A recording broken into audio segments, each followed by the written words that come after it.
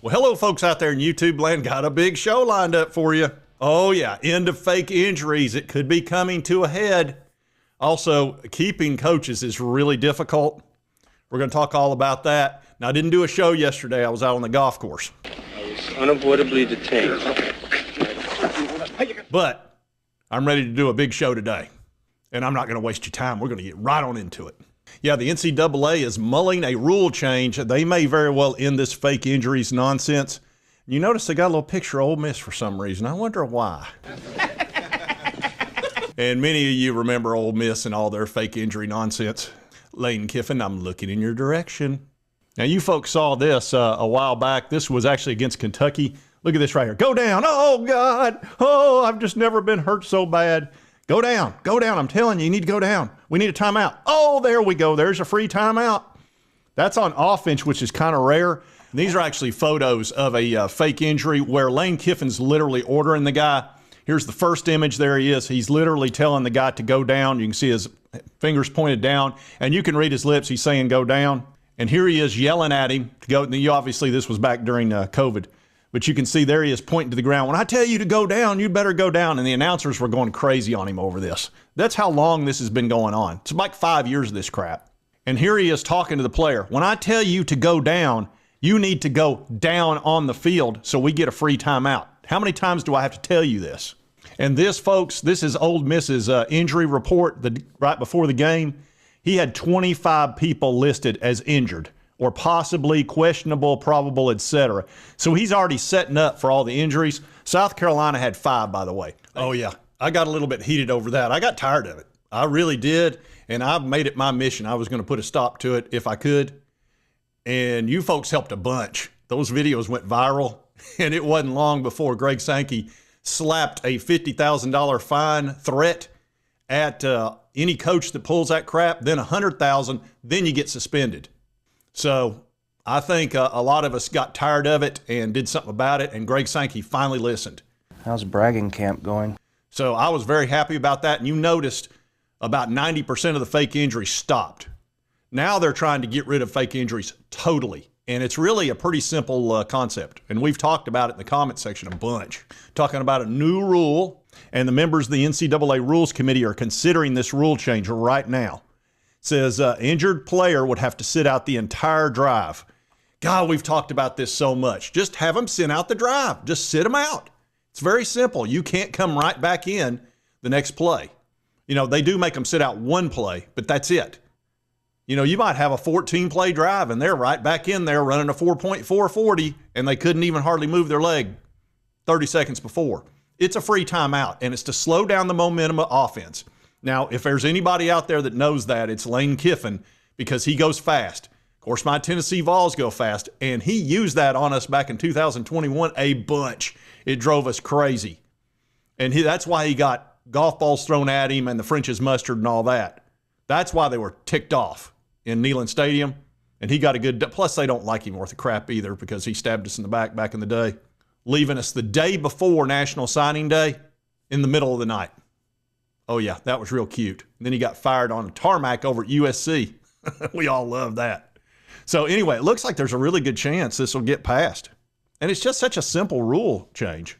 Said it would apply to all players except a quarterback.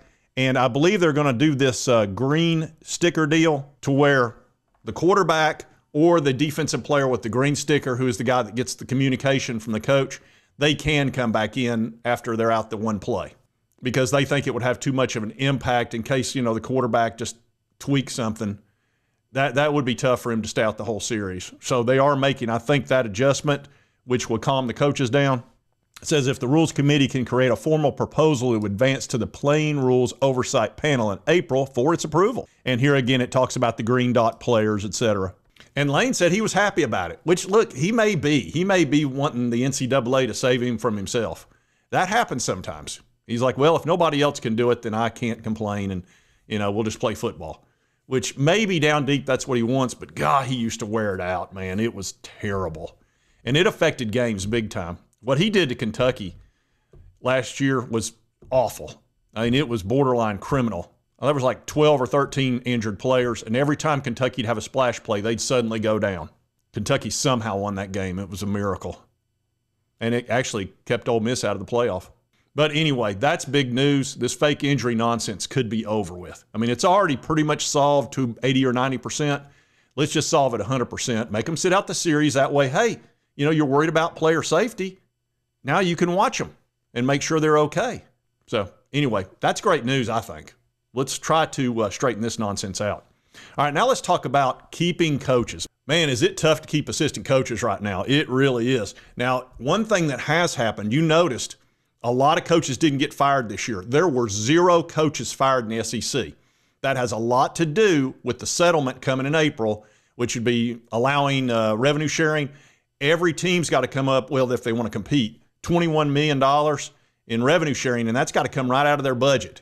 Then on top of it, you've got the $2 to $3 million in compensatory damages, and then you've also got extra scholarships. It's almost $30 million that every single program that wants to compete at the highest level is going to have to come up with. So firing these coaches and giving them $20, $30, or $76 million in Jimbo's case, those days are probably over. If it's over like $10 or $15 million, you probably won't see a coach get fired quite so quickly. And keeping your assistants is getting really difficult too. You saw Ohio State lost both of their key coordinators, their defense and their offense. Some of it was over money. Jim Knowles was making, he was making $2.2 million at Ohio State. And Ohio State was willing to pay him more, but Penn State came in at $3.1 million. And that's tough to do. You know, Ohio State, last year, they were $38 million short of breaking even. And they put a lot of money into last year, and it paid off. And I know they had one less home game, so that played a role in it too. But they've got to come up with the $30 million on top of that, and just paying coaches any amount of money just to stay is really getting difficult.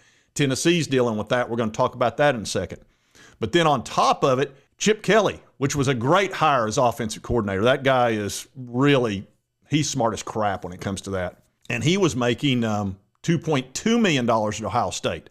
Well, the Raiders came and got him, paying him $6 million. Now, Ohio State's not going to come up with $6 million for an offensive coordinator. I don't care how good he is. You just really can't do that these days. And NFL has a lot more money. So that's tough. That's not Ryan Day's fault. Now, he'll probably get blamed for it. But when they offer $6 million for a coordinator, and you can't blame Chip Kelly either, they triple your pay. Now, I'm sure Ohio State would have pushed him to $3 million, but they can't do $6 million. $6 million is what he was making at UCLA before he left to come to Ohio State because he was tired of putting up with the crap of being a head coach, which is really hard to do in college football. Being a head coach is, the money makes it worth it for sure, but it's tough, especially with all the craziness that's going on. So I don't blame Ryan Day for either one of them. I mean, it's money. And when you win a big natty, everybody's going to come for him. And then Tennessee, we're losing our special teams assistant who does a really good job. And by the way, Mike Eckler, now this is not an offensive or defensive coordinator. This is an assistant coach. I believe he was the assistant linebackers coach and the special teams coach. He was making $575,000. So, I mean, that's really, really good money. And I don't know if Nebraska paid him any more. I can't find that salary amount or what he got offered. Now, he's from Nebraska, so that's, a personal reason I think why he left. But it's not like we weren't paying him well. I mean, that's good money to be a special teams coach. So Tennessee's out there looking, and they may hire from within a guy that makes less money. And there's a Coach Harbin who is an assistant defensive line coach, and he makes $325,000 a year. So Coach Harbin may very well take that position. He'll probably get a raise. I don't know if he'll end up making as much as Eckler made at Tennessee, the $575, but he'll probably get a raise if he does take that position. And Tennessee's probably looking not to spend a ton of money right now. And I tell you, the college teams out there are trying to be careful with their money. They really are. And one of the things I've been talking about a lot besides the settlement, which is another $30 million for every team, is how much the SEC makes, how much the Big Ten makes with their TV contracts, the ACC, all of that stuff. Now, currently, this is what each team gets per year with the Big Ten, SEC, and this includes the playoff. And the Big Ten does have an advantage of at least $5 million per team, so they're in a little better spot than the SEC. You can see the ACC and Big 12, they're in trouble. Now, the ACC's in the biggest trouble because of the time frame of the contract they're under. Now, the Big Ten's contract is going to end in 2030, and you know they're going to renegotiate and get a lot more money. So they're going to be 3 years ahead of the SEC. So during that 3 years, they may have a heck of a gap. Now, the SEC's contract ends in 2033. I don't know why they signed a 10-year contract. I would never have done that. I would have gone 5 to 7 years. Anything longer than that, and you're going to get left behind. Now, the ACC, for some reason, signed a 20-year contract, and theirs doesn't expire till 2036. And ESPN just extended it 9 years, and they had the option to do that, and the ACC had no say in it. So they're going to be way behind the 8 ball on this. It's going to be terrible because they're already $20 to $30 million behind. By the time they get to their contract renewal, it's going to be probably $60 million every year, not just one time. There's no way they can compete. The Big 12 will have their contract before that, so they'll be able to compete a little bit better. But, I mean, this is ugly for the ACC. Whoever agreed to that, man, I feel for the FSUs and Clemsons. I just think that sucks for them. I really do. And I mean that. I mean, I'm not kidding. I talked to TJ over there at Double Fries and College Football Addiction, and I know he's ticked off about it, and I think most of the FSU fans are, and rightfully so.